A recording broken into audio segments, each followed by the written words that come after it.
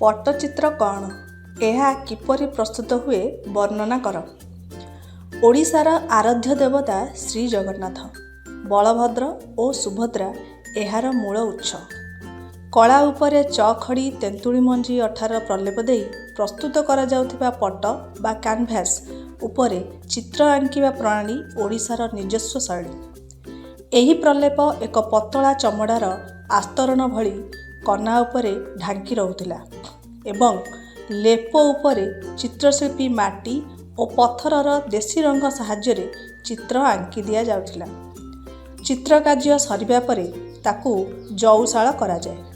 ପଟ୍ଟଚିତ୍ର ଅଙ୍କନର ବିଷୟବସ୍ତୁ ବିଶେଷତଃ ରାମାୟଣ, ମହାଭାରତ ବା ଗୋପଲୀଳା ଉପରେ ଆଧାରିତ। ପୁରୀ ଜିଲ୍ଲାର ରଘୁରାଜପୁର, ଗଞ୍ଜାମର ପାରଳାଖେମୁଣ୍ଡି, ଚିକିଟି, ଦିଗପହଣ୍ଡି, ବଲାଙ୍ଗୀରର ସୋନପୁର ଅଞ୍ଚଳର ଚିତ୍ରଶିଳ୍ପୀଙ୍କ ବଂଶଧରମାନେ ଏ ପ୍ରକାର ଚିତ୍ର ଅଙ୍କନ କରି ଆସୁଛନ୍ତି। ଠାକୁର ଅଣସର ଘରେ ଥିବା ସମୟରେ ଏହି ପଟ୍ଟଚିତ୍ରକୁ ହିଁ ଭକ୍ତିର ସହିତ ପୂଜା ଅର୍ଚ୍ଚନା କରାଯାଏ।